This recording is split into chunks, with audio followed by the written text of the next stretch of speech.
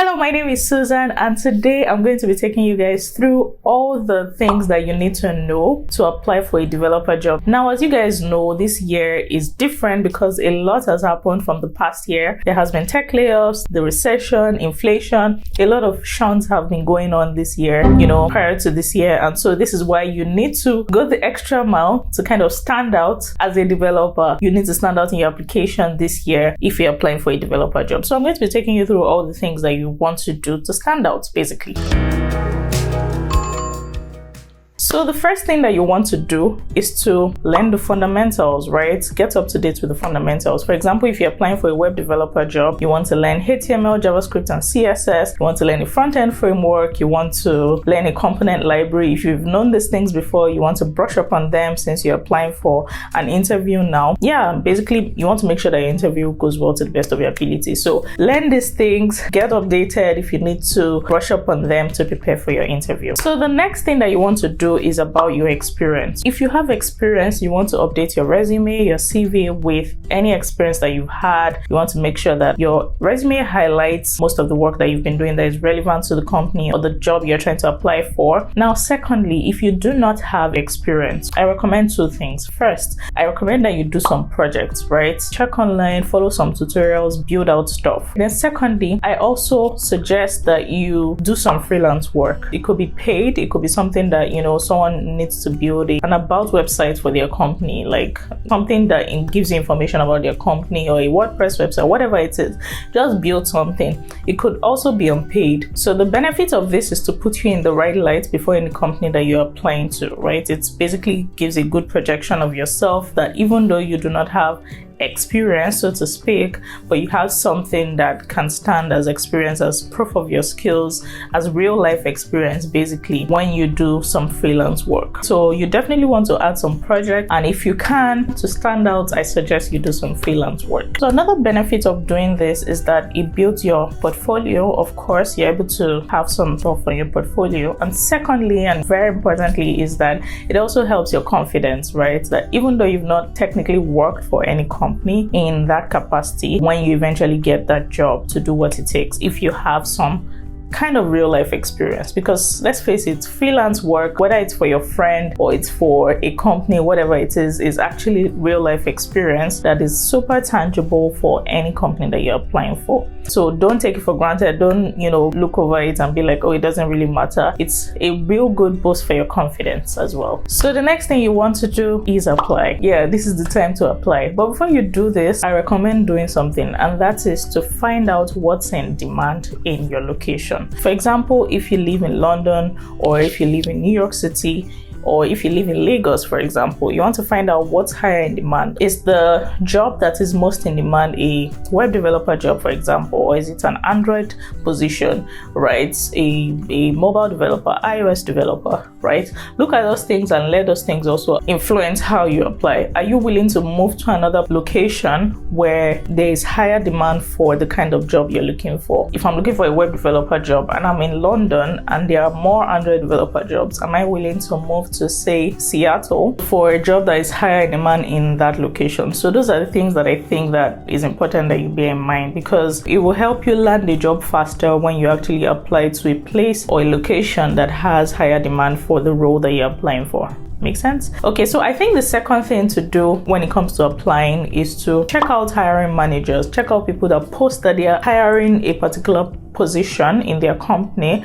and reach out to them if you can. Yeah, reach out to them if you can. Tell them you're interested in the role and what you've done before. I think that you stand a higher chance of even landing an interview when you do this. The second thing I suggest doing is that you generally reach out to recruiters and HR, technical recruiters in tech companies or companies that you're interested in. Not reach out, but connect with them on LinkedIn. So yeah, connect with technical recruiters, HR people on LinkedIn. See the posts that they post. If there are things that resonate with you, you can engage with those posts, right? And then whenever the time comes where you actually need an interview, you can reach out to those people directly, right? Because that way is more seamless, because you've kind of engaged with their post on LinkedIn before, so it doesn't just look weird.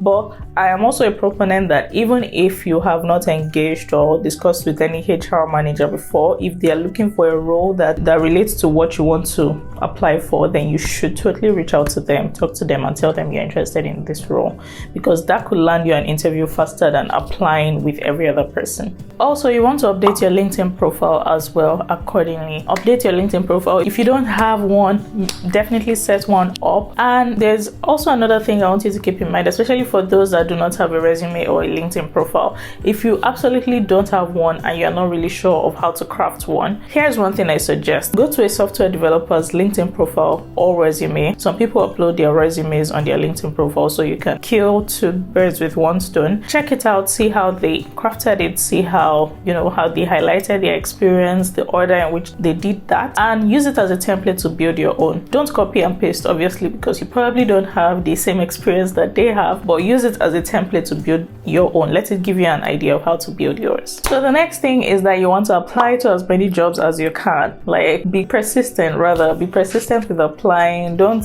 get discouraged because you're not getting feedback. Obviously now, because of the holidays, some people are taking out time, some people are taking out more time to get back to work, and also you might not get a response immediately, but don't let that make you feel unmotivated. Keep the motivation going, keep applying, apply to as many jobs as you can, and be intentional about your application. Like I said earlier, be intentional and make sure you're applying and you're highlighting the skills relevant to the role that you're applying for each of the companies. Yay! So we've gotten to the point where we eventually land some interviews. Now you want to prepare, sis, bro. You want to prepare for this interview. Don't take it for granted. And one way, or the most basic thing to do, is to ask questions about the interview. Ask what kind of questions you could get asked, right?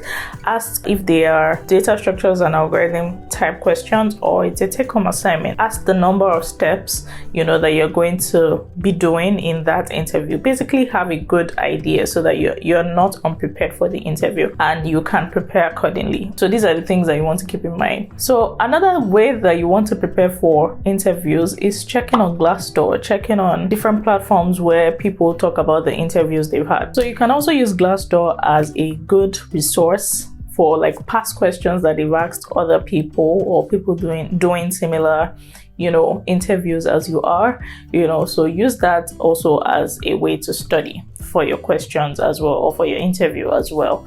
And then sell yourself during the interview.